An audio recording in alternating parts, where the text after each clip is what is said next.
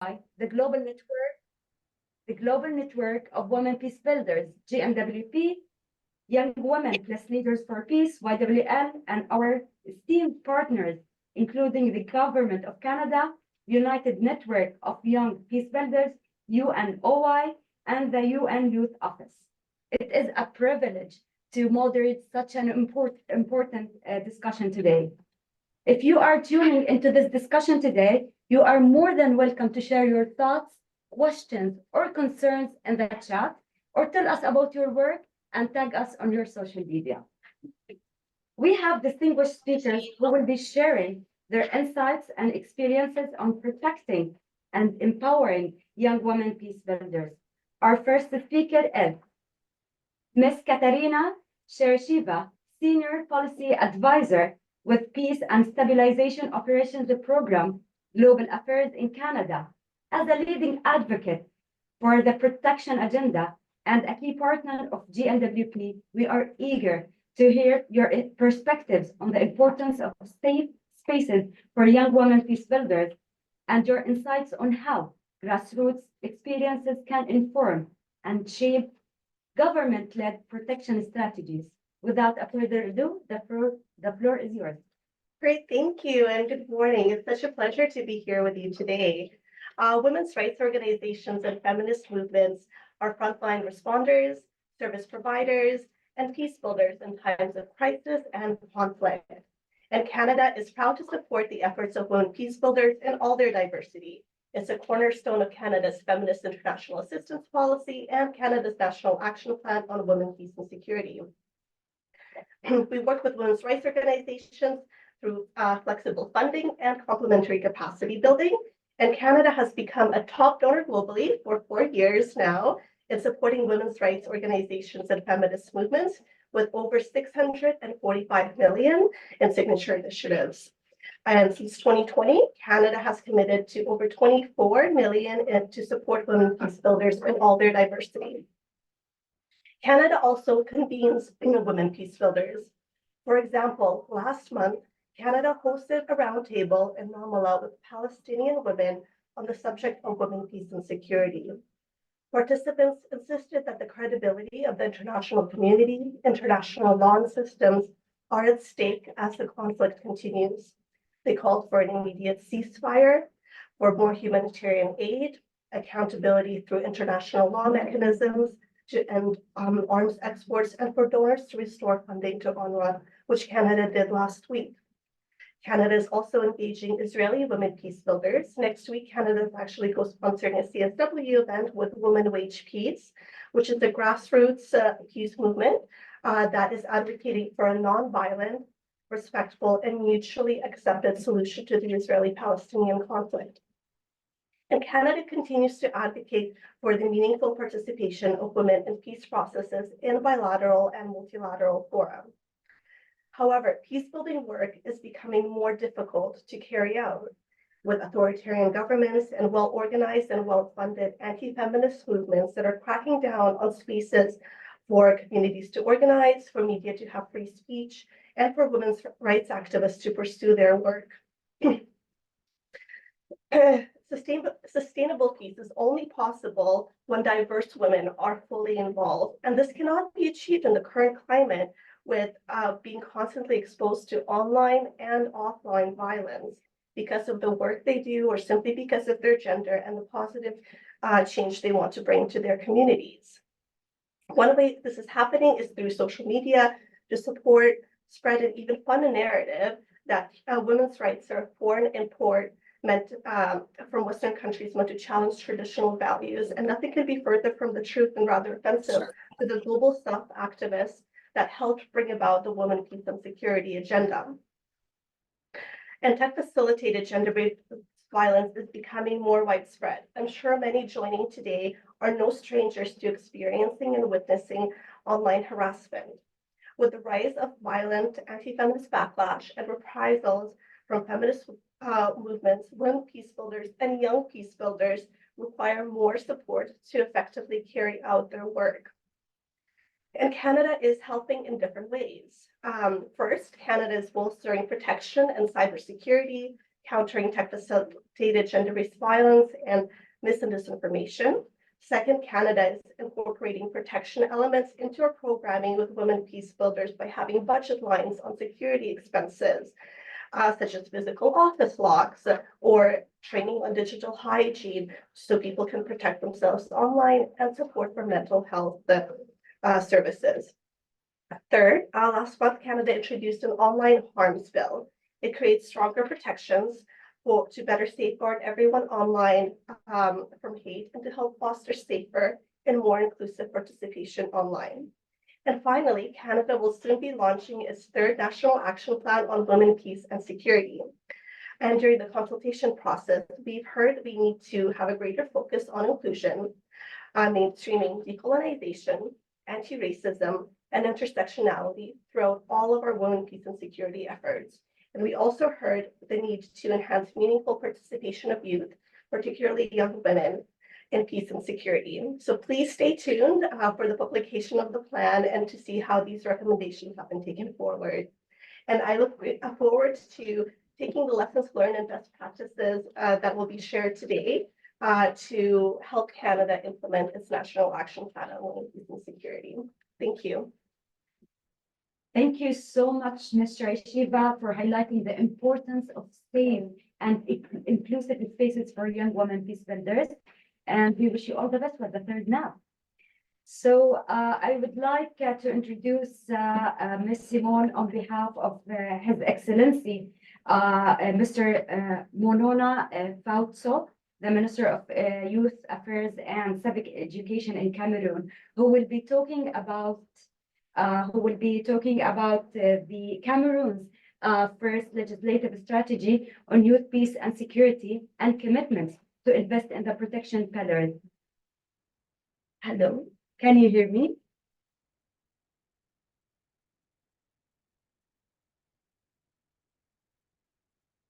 Simon?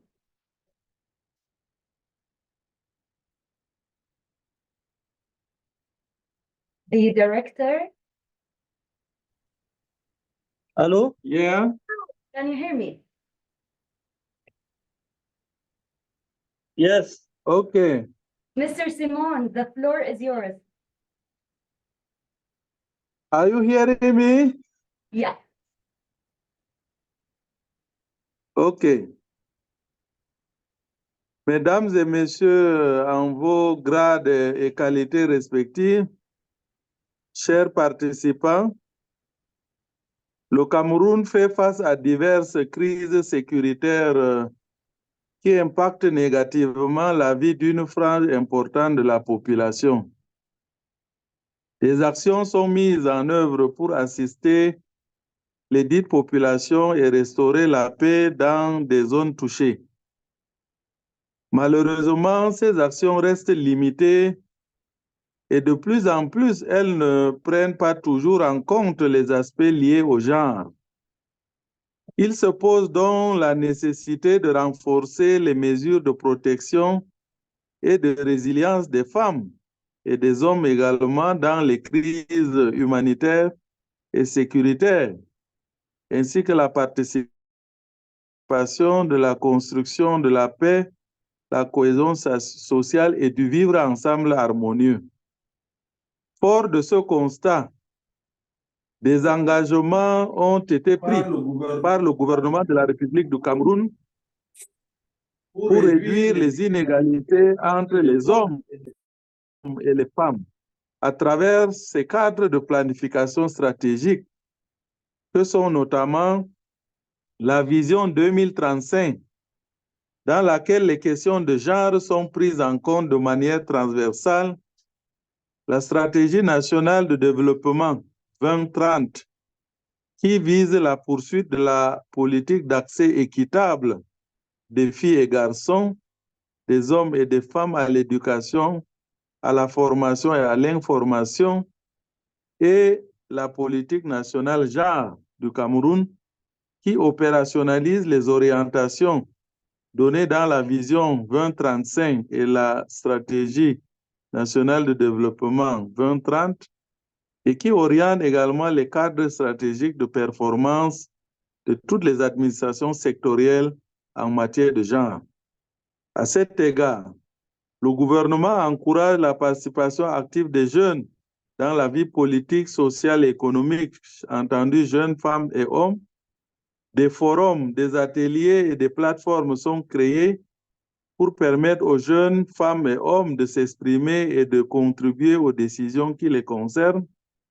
Le Cameroun travaille à renforcer la sécurité des jeunes en mettant en place des mesures de prévention de la violence, notamment la lutte contre l'extrémisme violent et la radicalisation.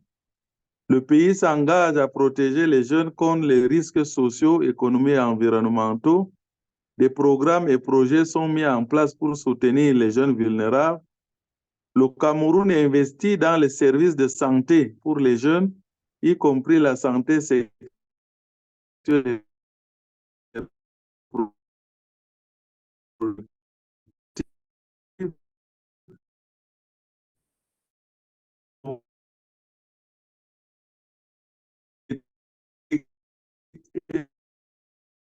de santé des jeunes des centres hospitaliers, des opportunités d'emploi en soutenant l'entrepreneuriat et en facilitant l'accès au marché du travail.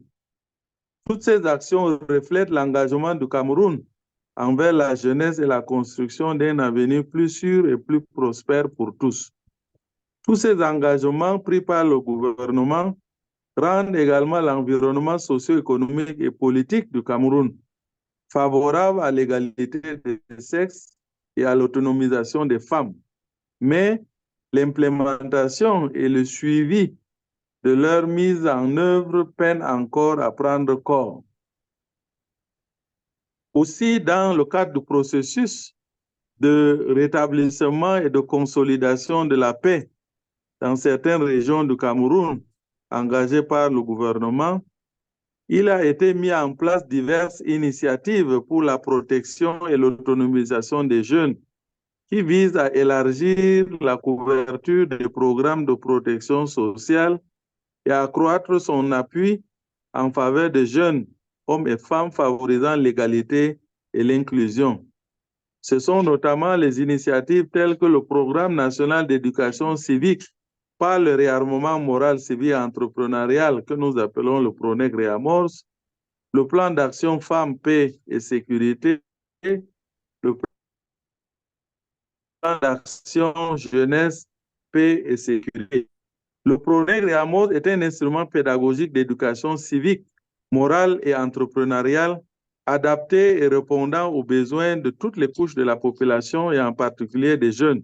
Il propose des réponses appropriées aux actes inciviques actuels observés dans les communautés et les structures scolaires, universitaires et extrascolaires qui sont des facteurs de la paix et de la cohésion sociale.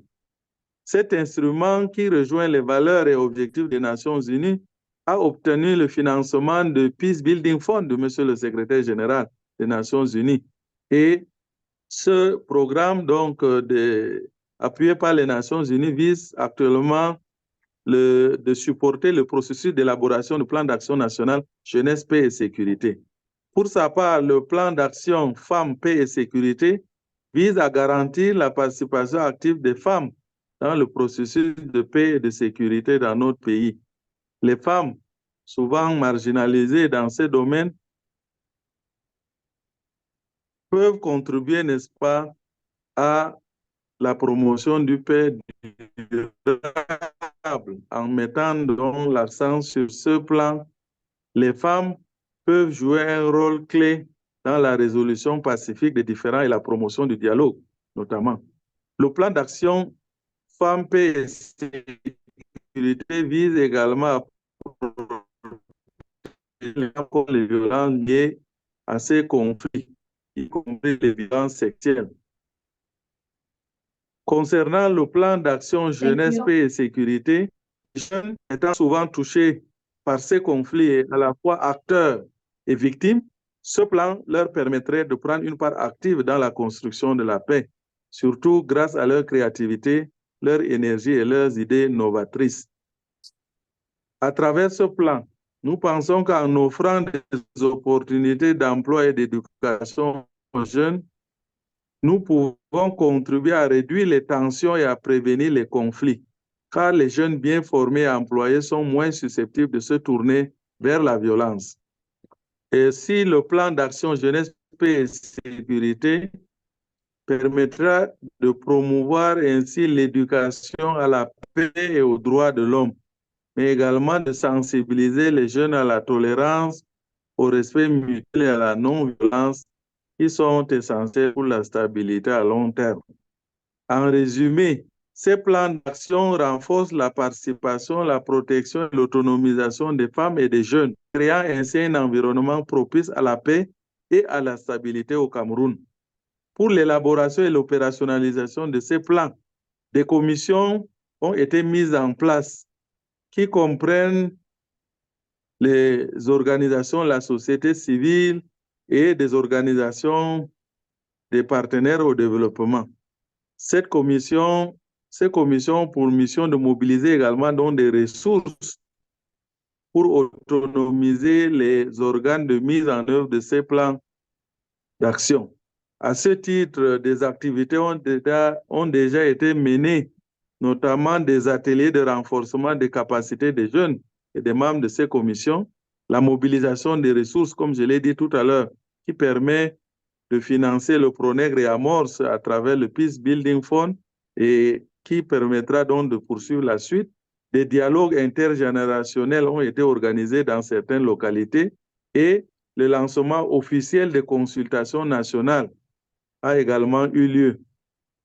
Aujourd'hui, des défis restent, notamment la finalisation de la politique nationale de la jeunesse, qui est cette boussole, ainsi que la stratégie nationale de la lutte contre l'extrémisme violent et la radicalisation, ainsi que l'analyse situationnelle du genre. Et enfin, les plans d'action jeunesse, paix et sécurité.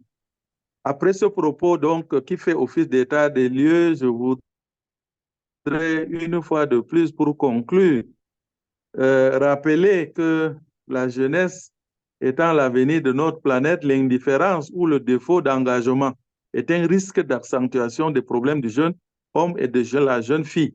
En conséquence, je partage donc cette initiative du Cameroun qui, conscient de l'importance des synergies entre les agendas femmes, paix et sécurité, jeunesse, paix et sécurité, se résume aujourd'hui dans le lancement d'une stratégie législative sur les deux agendas à la fois et ainsi prendre des engagements à investir davantage dans ces piliers, dans la mise en œuvre de son plan, de ses plans d'action et le pilier de la protection.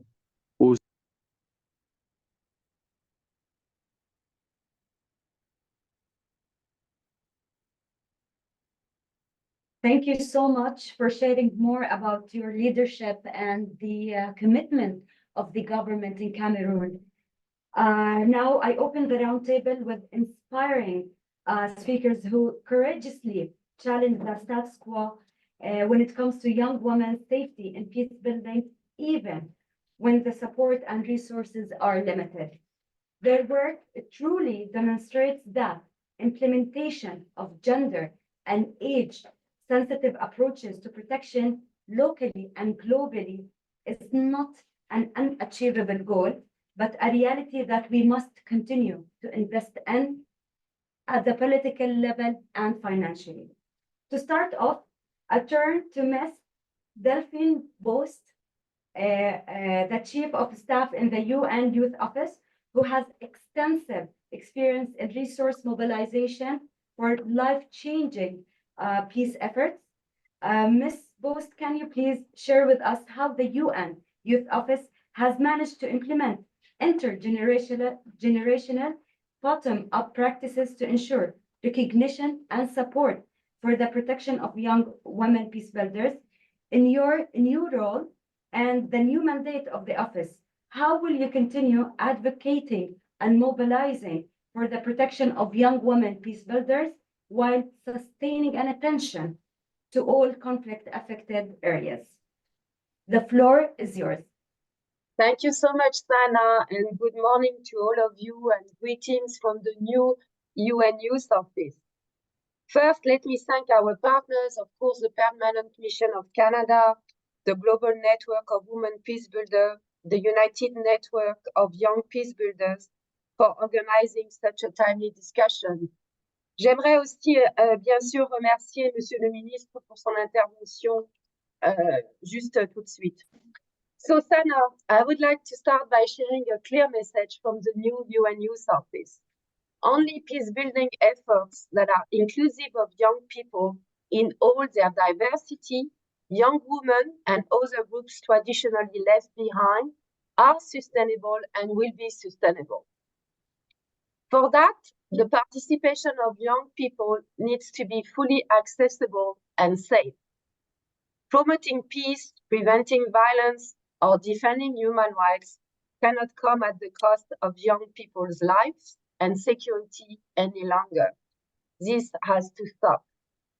In about a year ago, in April 2023, as part of the recommendation from our common agenda, the UN Secretary General released a policy brief on meaningful youth engagement in policy-making and decision-making processes. The brief emphasizes concerns regarding safety, protection, and reprisal, and how these threats impact on the diversity and the participation of youth. The Youth, Peace and Security Agenda, through its UN Security Council Resolution 2535, highlights its protection pillar and the need to urgently guarantee the safe participation of young people in peace and security.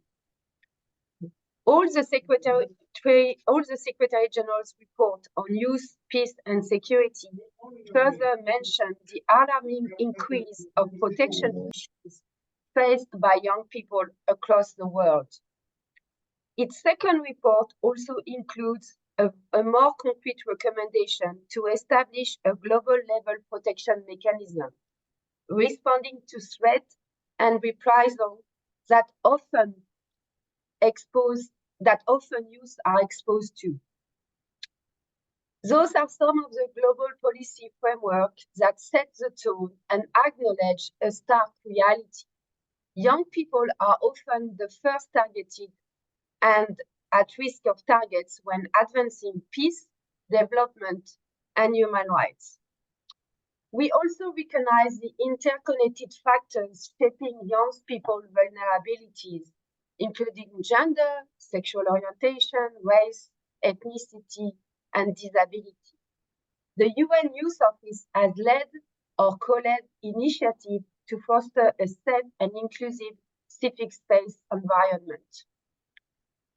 In the global context we are in, where access and participation in civic spaces is shrinking, the office has led or co-led several initiatives to promote safe, enabling, and gender and age-responsive civic space environment. Concretely, I'm just going to highlight 4 quick initiatives. The first one, the office launched in 2021 the If I Disappear Global Report on protecting young people in civic space.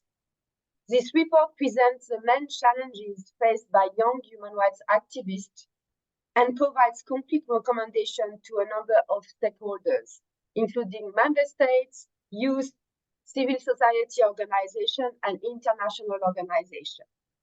In 2022, we developed a youth-friendly online training on preventing abuse of authority, discrimination, harassment, including sexual harassment, and sexual exploitation and abuse in the context of young people's engagement with the United Nations. Third, our office also published a youth activist safety checklist in collaboration with Twitter that provides youth-friendly information to young people on how they can stay safe on online platforms. And lastly, we are currently supporting the development of an internet checklist to ensure the safe protection of young people in the Security Council. I also want to note that this work has been guided by young people. It was young people who approached our office and other partners telling us and delivering a very clear message that young people working on the front lines are risking their lives while advocating for peace, human rights, and justice. These initiatives were implemented through multi-stakeholder and intergenerational approaches, ensuring inclusivity, ownership, and sustainable collaboration across all sectors. As we move forward in defining the strategic priority of our new office, the UN Youth Office, safety and protection are and will remain essential to advance meaningful youth engagement. Our office has often been perceived by young people and youth groups as a trusting partner, and our duty is clear. And we are very committed to strengthen internal mechanisms and advocate within the United Nations and with the international community for the effective and secure participation to young people. Allow me to finish by expressing my sincere admiration to all young peace builders, and in particular to all young women. Despite facing immense difficulties and challenges, and despite the threats to your safety and to your well-being, you continue to fearlessly and peacefully advocate for the dignity of your communities and beyond. Your steadfast determination and your commitment to peace and human rights hold our system in the United Nations and in the UN Youth Office accountable. You inspire us and force us to drive positive change. Thank you. Thank you so much, Ms. Booth, for such valuable insights. To follow up on one of your comments, I just wanted to add that young women peace builders have been struggling to ensure long-term support and protection, somehow due to a crisis reporting, which puts spotlight on a limited number of contexts while excluding others. Thank you so much. Shishir, as a young researcher, you have done really important work in raising awareness about country-specific protection challenges that young women peace builders face in Bangladesh. Can you please share with us more details about this, as well as solutions that help address these challenges? The floor is yours, Shishir. Thank you so much, Sana, and thank you, everyone.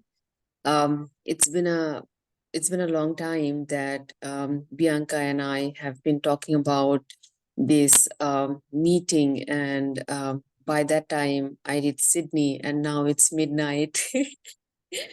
So anyhow, I really wanted to be here, present in person with all of you, and thank you so much.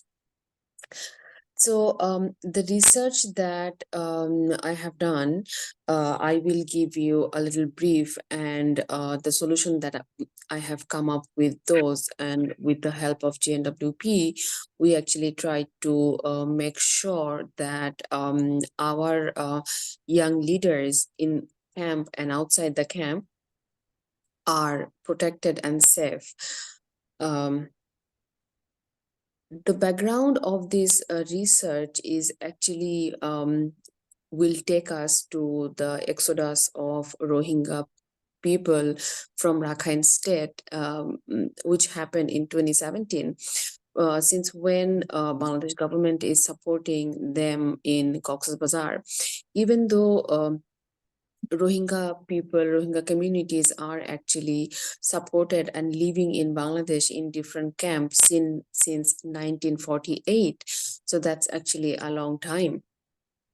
So why do we need to work on women leaders and women leaders in camp and outside of the camp? Because after so many years of different organizations, UN and NGOs and INGOs, we are still walking behind, and Rohingya community are religiously conservative, which is in the name of religion. Actually, women are put in a place where their respect is actually by the elders of the society in Rohingya society, they think it is the respect of women which are actually saving the society. So this is and this particular thinking is coming from a complete patriarchal perspective, and they are imposing such thing on women to control them in a way that their voice is never raised. So women lack limited access to water, sanitation, education, and there is almost no freedom of speech. There is frequent child marriage. There is the control of the elders, the leaders, the men leaders, and the Majhi. Majhis are the one who controls the blocks in the Rohingya camp. There are 33 Rohingya camps in Cox's Bazar. While talking about all these issues, I think it is important to mention that there are 52% of women and girls in Rohingya camp. So the majority is actually women and girls, and their situation is miserable. So the data that we have found with the KPI, with the interviews, in-person interviews with the women leaders from the camp and the outside of the camp, I have seen that women are actually led by women, and mostly they are religious leaders in different camps other than our designated leaders. So many a time it has been seen, actually, when it's my personal experience, when I was interviewing one of the religious leaders, she said on my face that women's voice must not be heard by the men who are not maharam. So in Islam, maharam means the brother, the man of the family who are actually belongs to your close family. So your brother, your husband, your father, your husband and son. So these are the people only can hear the voice of the women in the family. Other than other men should not be heard a woman's voice, which will be which is a sinful act. Anyhow, so what is the government and the security stakeholders in the camp and outside of the camp are doing? So Bangladesh government, I'm of course trying their level best to do what they can do, but there are more intervention needed, especially when I was interviewing the camp in charge. Well, in conversation with him, he actually mentioned that there is no designated Rohingya women leaders in the camp. So there is no way that he can answer certain questions because they don't exist.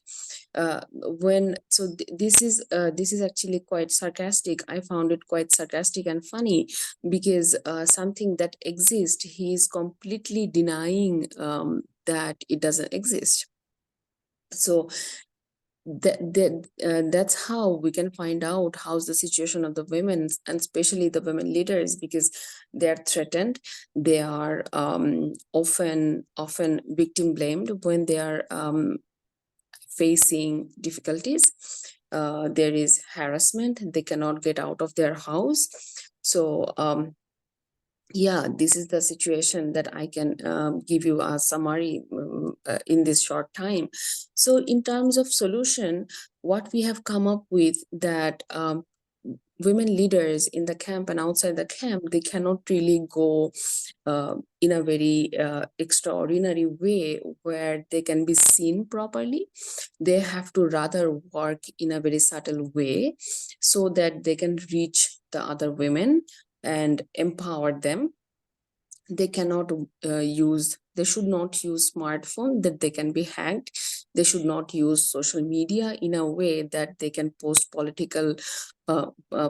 political issues, and because when they are going to be posting something political, then they will be in the eye of the stakeholders where they will be turned down. So yeah, also they should not get out of the house when there is an ongoing conflict. And as you all know that camps are oftentimes a zone of conflict, and in the time of conflict, women and girls and the children are the most vulnerable. So yeah, always keeping their UNHCR ID with them, and there is always know the rights to defend themselves and use VPN to access the internet. So far, that has been my stick. And thank you so much, everyone. Thank you so much, Bianca. And thank you so much, everyone here. Thank you It has thank you so much for this informative research and for reflecting the context. So of course, navigating country-specific dynamics on protection of young women while ensuring linkages and solidarity transnationally can be challenging.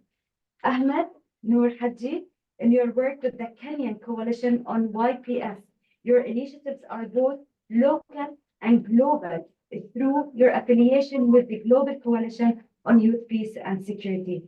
Can you please share more about how you navigate these dynamics and how other international youth-led organizations can implement the protection pillars of the WPS and YPS agenda according to their own mandates and contexts? Ahmed, the floor is yours. Thank you so much for the question, and thank you so much for having me here. That's really exciting. And as you may know, this the shrinking space for women and youth in the civic spaces. And what we're trying to do is we're trying to localize these agendas at the local level.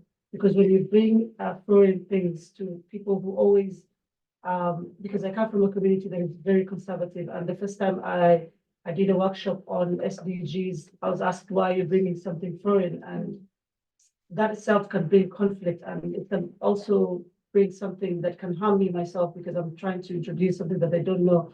So what we're trying to do is we're trying to localize this WPS and YPS to people by building their capacity, and also we're trying to make a safeguarding strategy for our partners so that we can map out risks and drive a way to address them. So the other thing we're trying to do is we push for allocations of up to 5% of rapid response budget in line to address anticipated issues, because a lot of time we might come up with something that is not we've not anticipated for, and therefore we are pushing for allocation of 5%.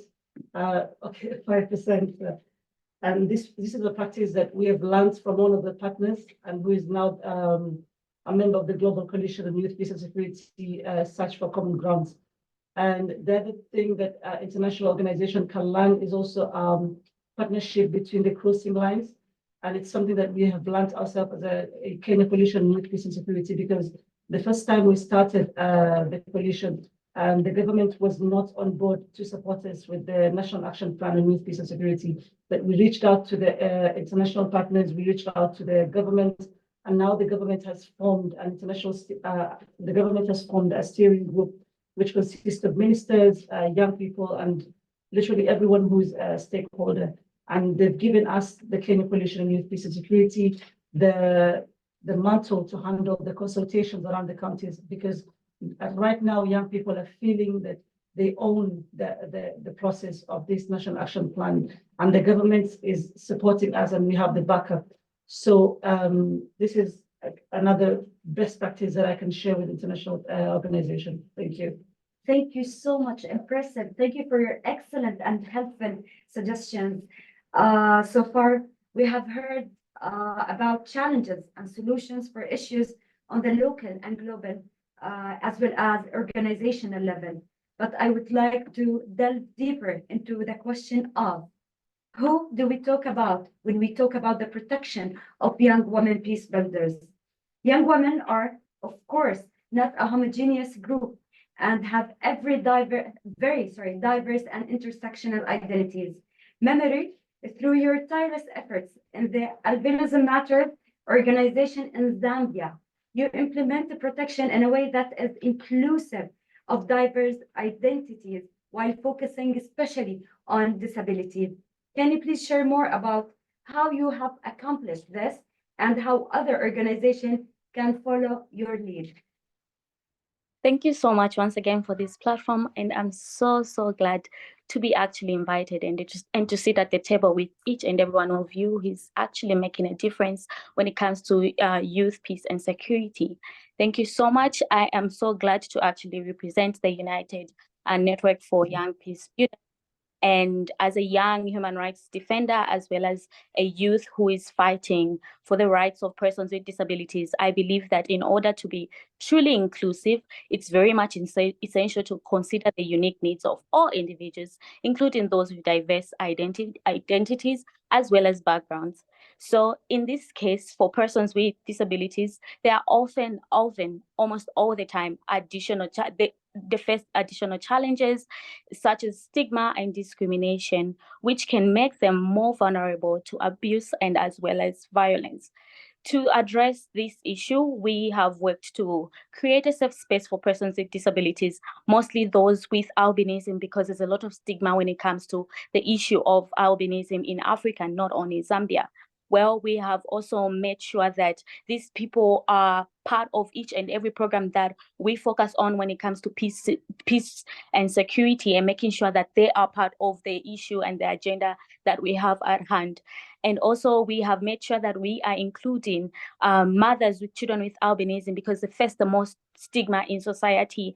And also to address this issue, we have worked to create a safe space for the children and to make sure that they're sharing their experiences and connecting with others who understand that they are going through what they are going through and what they might similarly be have in common as persons with disabilities and albinism. We have also worked to educate the general public about albinism and different types of disabilities to make sure that we are creating awareness and there is zero stigma when it comes to issues of disability rights.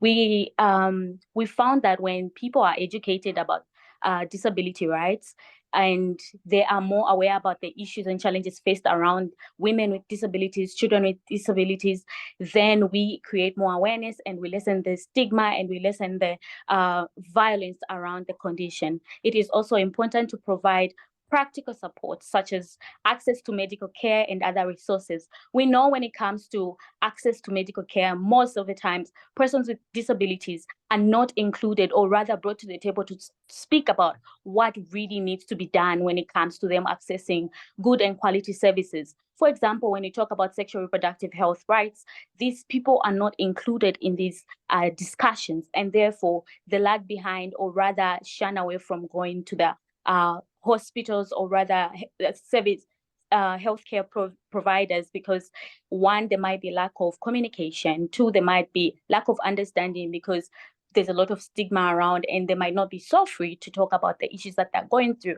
And also issues related to gender-based violence. Women with albinism, women with disabilities face a lot of discrimination and face a lot of violence when it comes to them in society, because there are a lot of myths surrounded by their conditions and their disabilities, and most of the times they would like to be taken advantage of. So it is very crucial to ensure that their unique needs and perspectives are taken into account in decision-making processes.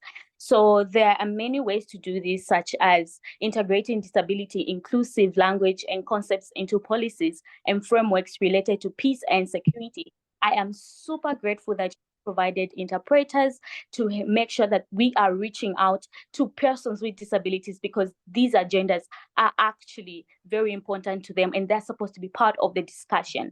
The other one is also involving people with disabilities in all stages of peace and security agenda, from policy development to implementation. Most of the times we would like to bring them on board, but we don't like to actually involve them to take part in the discussions, in the policy development, in the implementations. Most of the times it's about, oh, you're just at the table, but how about us including them in the development, in the implementations? also collecting data and evidence on the situation of people with disabilities in conflict and post-conflict settings. I'm super grateful to be part of the United Network of Young Peacebuilders, because then my organization represents the underprivileged and represents the voice of those who are not able to be in the room. Of course, we can't all be in the room at the same time, but having a representation is what matters. Remember, we're talking about the 2030 agenda, which is inclusivity, and how inclusive are we going to be? How are we involving them?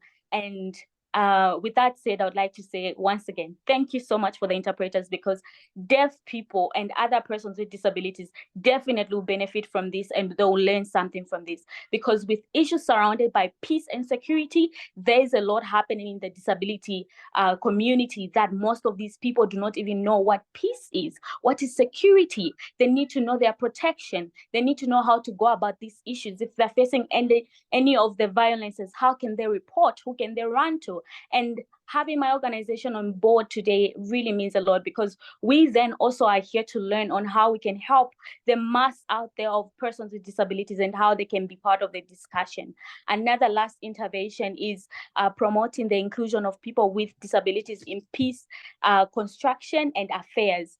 Also, with that said, I would like to also talk about the importance of inclusivity and intersectionality. The first one is promoting diversity. We know how important this is by recognizing and celebrating diverse identities within protection initiatives. We need to recognize persons with disabilities, bring them on board. Also, equitable representation, ensuring that there's equal, fair inclusion across all intersecting identities, making sure that everybody is at the table and everybody's taking part. The other one is also intersectional approach, adapting an intersectional lens to addressing unique challenges faced by different people and groups. So we are not only talking about persons with disabilities, we are also talking about people in the diverse realm, people who are in the LGBTQ community, making sure that they are at the table and they are safe as they are experiencing a lot of violences in Africa and other parts of the world. Sharing experiences and lessons learned might be one of the important things to do. Firstly, personal narratives. We know that exploring lived experiences and personal journeys in implementing inclusive protection initiatives would actually be helpful to the youth, peace and security discussion and agenda. Also, challenges faced by those people would be something that will make a difference and create more awareness on youth, peace and security when it comes to persons with disabilities in society. With that said, I would like to say thank you so much, and I'm so grateful for the platform once again. I submit. We're so grateful to have you. Thank you so much for emphasizing that without the intersectional approaches, protection to young women peacebuilders will not be inclusive of all. Thank you so much. Young women peacebuilders indeed need protection support, but we have to ensure that young women are agents of their own protection. So we have a youth peacebuilder from the National Driver Group for Resolution 2250 in the Salvador. Can you please share more about your work, especially how you ensure that young women peacebuilders are empowered through protection in their own cultural context and not infantilized by being seen as just recipients of protection support? My friend, are you there? No, sorry, we can't call your name. Sí, muchas gracias por el espacio. Bueno, como experiencia tenemos de que en El Salvador la interculturalidad desde la visión y cosmovisión desde nuestros pueblos está basada en lo que es el respeto a la diversidad cultural, la convivencia y el reconocimiento de sus valores y formas de vida. La interculturalidad se asienta en los principios de dignidad, igualdad, no discriminación y respeto. En tal sentido, lo que es hablar de la implementación de un mecanismo de protección intercultural que proteja a las mujeres jóvenes debe estar basado en estos elementos que no solo defiendan y protejan las víctimas, sino también a todo aquello que forma parte de su cultura. En nuestra experiencia en El Salvador, donde el cierre del espacio cívico es cada vez más cerrado y las mujeres jóvenes enfrentan un contexto adverso de difamación, persecución y violación a sus derechos más fundamentales y donde el Estado no garantiza la protección a las mujeres, son las mujeres y organizaciones de mujeres que construimos mecanismos de protección que son autogestionados ante la falta de protección del Estado. En El Salvador consideramos que empoderar y proteger a las mujeres constructoras de paz pasa por establecimiento de mecanismos individuales y colectivos efectivos de prevención, protección y respuesta respecto de ataques, amenazas o intimidaciones en contra de personas, grupos y organizaciones defensoras de derechos humanos. En cuanto en El Salvador, desde el grupo impulsor de la resolución 2250, en El Salvador hemos construido un espacio intercultural e intergeneracional para trabajar y abordar estas situaciones de riesgo que enfrentamos las mujeres a través de las agendas locales sobre juventud, paz y seguridad, que es una propuesta de implementación local para la construcción de paz y que precisamente prevenir los conflictos y evitar situaciones de riesgo para las mujeres y para resguardar y proteger nuestros patrimonios culturales, inmateriales y nuestros ecosistemas para construir una paz sustentable y en cuanto a algunas sugerencias, podemos dar las siguientes. Primeramente, es importante impulsar y generar instancias y oportunidades de articulación y colaboración con otros mecanismos existentes de prevención, protección y respuesta respecto de ataques, amenazas o intimidación que pueden sufrir buscando sinergias y otros actores para la implementación. También reconocer la labor y aporte de las grupos y organizaciones que promueven y defienden los derechos humanos, contribuyendo al desarrollo de una cultura en favor del derecho y protección de las mujeres. También contribuir al desarrollo e implementación institucional de diferentes políticas, planes, mecanismos y o medidas a nivel nacional para la protección y promoción de los derechos de las personas, grupos y organizaciones que promueven y defienden los derechos humanos a través del fortalecimiento de las capacidades y la cooperación. Y finalmente, organizar actividades de conmemoración y reconocimiento del trabajo que realizan las mujeres por sus contribuciones al fortalecimiento y a la construcción de paz. Muchas gracias. Thank you so much. Look at us young leaders.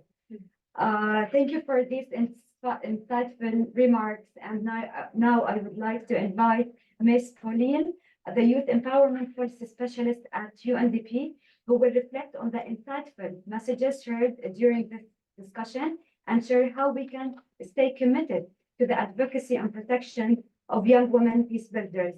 Ms. Pauline, the floor is yours. Thank you, Sana. Good morning, good afternoon, everyone, and thank you for having me here. It's really a pleasure to have this opportunity to also hear for this indeed very insightful contributions from the speakers. As we have heard today, young people still face quite a number of challenges, especially when engaging in peace-building initiatives and activities, ranging from physical, psychological to sociocultural, financial, legal, and even digital challenges. While the obstacles for young people's participation in political and peace processes are already pervasive, they are even higher for young women who often face discrimination based both on age and gender. Yet, as we have also heard today, young women and men continue to mobilize and stand up for their rights and those of their communities. At UNDP, we support strategies and tactics, some of them we have actually heard today, that are put in place to build or rebuild trust, support conflict prevention efforts, and ensure the protection of young people engaged in peace-building activities. Among those tactics, We know that it's crucial to ensure inclusive peace building and actively engage women, young people, and other marginalized groups in decision-making processes. To summarize, we believe it's not enough to invite young women and men at the table. We must also partner with them and engage meaningfully with them. Let me give you a few examples. For instance, UNDP has supported in Mali the establishment of local infrastructures for peace that are inclusive or driven by young people. I believe also we've heard today the example of the establishment of the National Coalition on YPS, on Youth, Peace and Security in Kenya, which I believe is also an excellent example of a mechanism that is mainly youth-driven and youth-inclusive. In Sierra Leone as well, with the support of the Peacebuilding Fund, UNDP together with BPPA and UN Women have supported women's participation in political processes as peacebuilding ambassadors. Those are just a few examples. Also, as highlighted in a recently launched UNDP publication entitled Youth, Peace and Security, Fostering Youth-Inclusive Political Processes, the active and meaningful involvement of young women and men is indispensable to achieve sustaining peace at all levels. The UNDP guide further highlights the need to ensure the safety and security of those young people, in particular young women, in civic spaces, to protect them from harassment and violations and provide a secure environment for their political activities in all forms. To achieve this, and in line with its strategic plan, UNDP has increased efforts to implement the Youth, Peace and Security agenda, both at the policy and at the grassroots levels, partnering with young peace builders and youth-led organizations.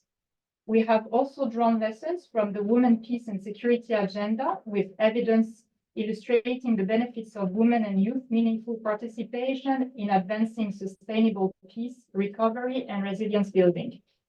For instance, in the Great Lakes region, through the UN Regional Strategy for Peace, Consolidation, Conflict Prevention, and Conflict Resolution, UNDP, together with UN Women and UNFPA, jointly supports the implementation of the Women, Peace and Security and the Youth, Peace and Security agendas, equipping young peace builders and young women with tools to influence regional and local actions on peace building.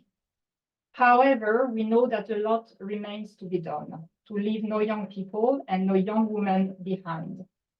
As the largest election year in history is taking place in 2024, it is and it will be crucial to ensure an open, transparent, and inclusive public sphere where young women and men can meaningfully and safely participate in decision-making of their societies and have their voices heard and protected. Further actions of this type of partnerships with local women's youth organizations who are often at the forefront of community resilience and activism is essential. By leveraging their expertise and networks, we can amplify the impact of our efforts to ensure sustainability. To conclude, for young peace builders, particularly women peace builders, to be empowered, we know that they need to feel safe, protected, and heard. Centering gender and age in our protection approaches is not just a moral imperative, but it's also a strategic necessity. Let us commit to promote and support the establishment of safe spaces and innovative solutions and strategies to ensure this meaningful and safe participation of all young women and men in the political and civic spheres. Thank you. Thank you so much, and thank you so much for your commitment. As we draw towards the conclusion of this insightful event, we are honored to have two distinguished speakers to deliver the closing remarks. I would like to pass the floor to the Special Rapporteur on the situation of human rights defenders, Ms. Mary Lawler, who will share words of encouragement for all young women peace builders. Right after, our Senior Program Director, Hasmin Nario Gales, will reaffirm GNWP's commitment to protecting young women peace builders and stress the urgent need for the increased financial support from governments and relevant bodies.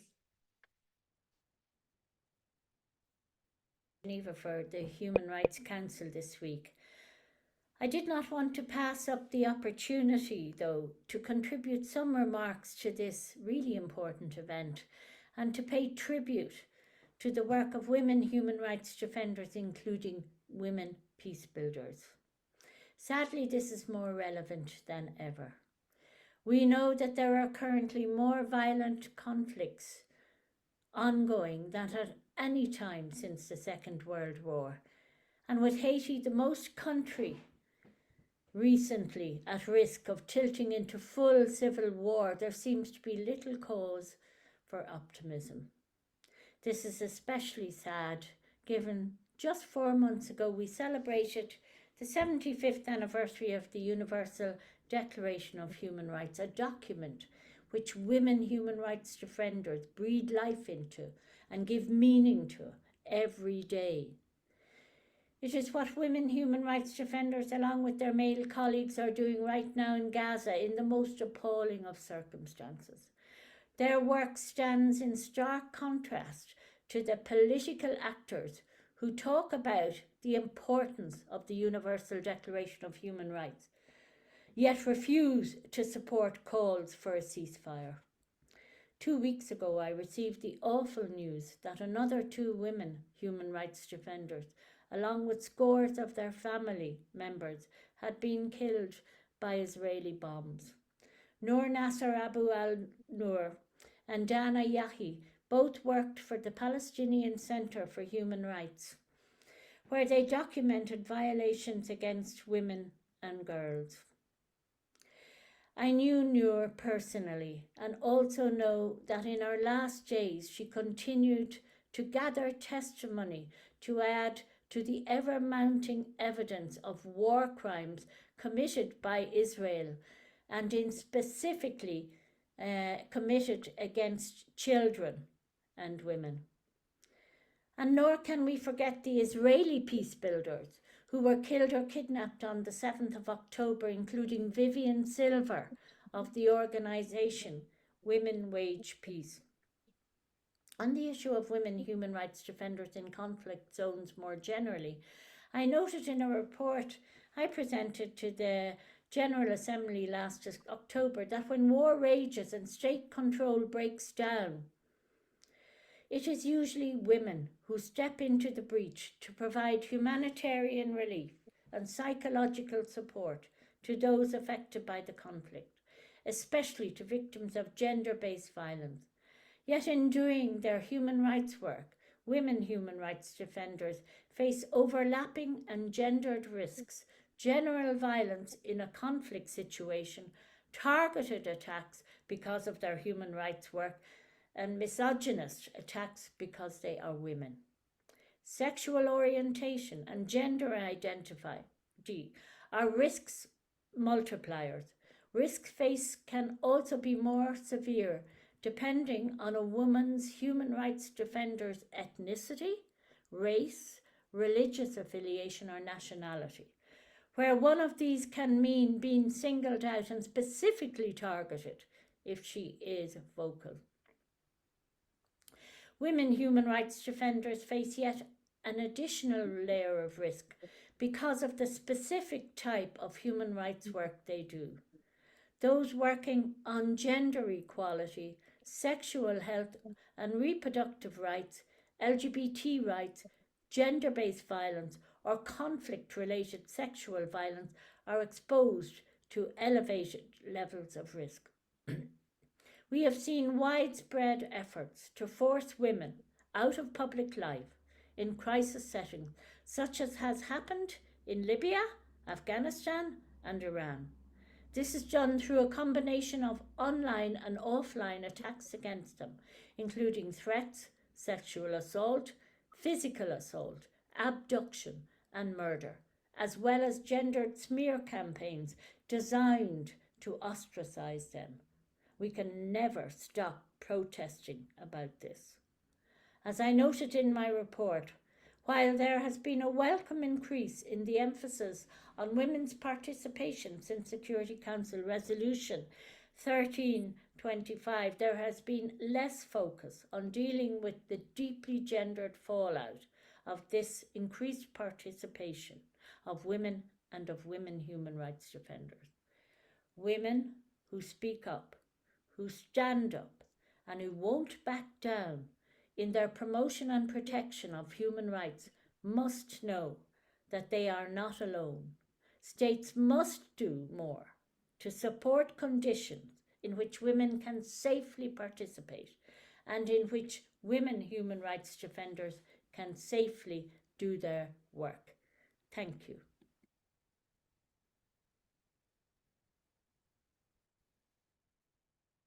Thank you so much. And now, Dr. Yasmin, the floor is yours. Good morning, good afternoon, good evening. The remarks made by Ms. Mary Lawler and our other guests in this event have, I'm sure, convinced that our peace builders in all of their diversity need to be protected, especially during these times when armed conflict and humanitarian crisis abound. The topic today brought back some memories of how my life as a peace builder had been threatened a few times. And one incident occurred some 14 years ago when I was in a city in southern Philippines, giving a capacity building session to peace advocates on international humanitarian law and women, peace and security in a Catholic sisters convent. Helicopters suddenly flew above us and explosions were heard. As I was training participants on IHL, I underscored amidst the noise that we would be fine because according to IHL, places of worship are highly protected and armed groups are prohibited from attacking or destroying them. However, none of the participants was paying attention, caught up in the midst of helicopter noise and gunshots. Everyone was restless. We have learned many lessons after that incident about protecting our own, including the lesson that we are not immortal. The Global Network of Women Peacebuilders implements a multifaceted approach to safeguarding peace builders in conflict settings and humanitarian crisis situations. Our initiatives include training programs for mediators and workshops focusing on crisis communication and cybersecurity, and workshops on accompaniment and survivors of conflict-related sexual violence. We provide direct assistance to women affected by conflict or humanitarian crisis through the distribution of care packages and extend support to survivors of CRSV. We create safe spaces for those experiencing these difficult circumstances and develop responses to their needs. Examples include psychosocial support sessions and humanitarian aid distributions that have been organized in the West Bank following hostilities in the Gaza Strip. GNWP has also developed specialized protection protocols tailored for Bangladesh and Myanmar. Furthermore, we are poised to launch a toolkit on crisis communications and accompaniment and support to survivors. In tandem, GNWP has established coordination councils in Ukraine dedicated to addressing sexual violence, establishing referral systems, and offering vital support to victims. Moreover, we are in the process of developing the Global UPS Cyber Database, a comprehensive web portal offering a wealth of resources on cybersecurity, including research materials, advocacy tools, and support mechanisms for women, human rights defenders, and digital security. These concerted efforts aim to significantly bolster the protection of women and peace builders in conflict environments, ensuring their safety and resilience amidst challenging circumstances. This CSW event on protection approaches to peace building shed light on innovative strategies for ensuring the safe participation of women and young women in peace building. Grassroots movements and organizations are pioneering creative approaches, such as establishing support networks to facilitate safe engagement. And we heard a lot of these approaches today. These initiatives underscore the resilience and resourcefulness of women and young women who persist in their efforts despite formidable challenges. However, the lack of institutional support and investment in protection resources remains a glaring issue, underscoring the imperative for sustained advocacy and action in this area. As we bring this event to a close, I am privileged to express our gratitude and reiterate our commitment to safeguarding women and young women peace builders worldwide. Throughout our discussions, We delve into the harsh realities confronting women and young women peace builders who courageously navigate through threats, harassment, and persecution every day in their pursuit of peace. We commend the resilience and determination of these individuals who achieve remarkable milestones despite facing limited resources. It is imperative that we acknowledge the pressing need for increased financial support from governments and relevant bodies. And to all of you who have been giving generously to this cause, thank you very much. This support is indispensable for ensuring the safety and sustainability of young women peace builders in all their diversity, empowering them to continue their invaluable work without hindrance. Our collective efforts must transcend mere acknowledgement and translate into concrete action. We echo the call to all stakeholders to prioritize the protection of women and young women peace builders, recognizing it not only as a moral imperative, but also as a fundamental human right. I extend heartfelt thanks to all participants, organizers, and supporters who joined us in the CSW event and for your steadfast dedication to this vital cause. Let us continue to collaborate closely toward a future where every woman, young women and men can contribute to peace building without fear or impediment. Thank you very much. Thank you so much, Dr. Hasmin, for reaffirming our commitment to protecting women peace builders. I wanted to take a moment to express my heartfelt gratitude for joining us today, speakers and attendees, whether in person or virtual. Your presence and active participation truly made a difference. Let's continue this important dialogue together and work towards a safer and more inclusive world. Thank you once again for being a part of this journey and looking forward to seeing you again in our upcoming events. Thank you, everyone.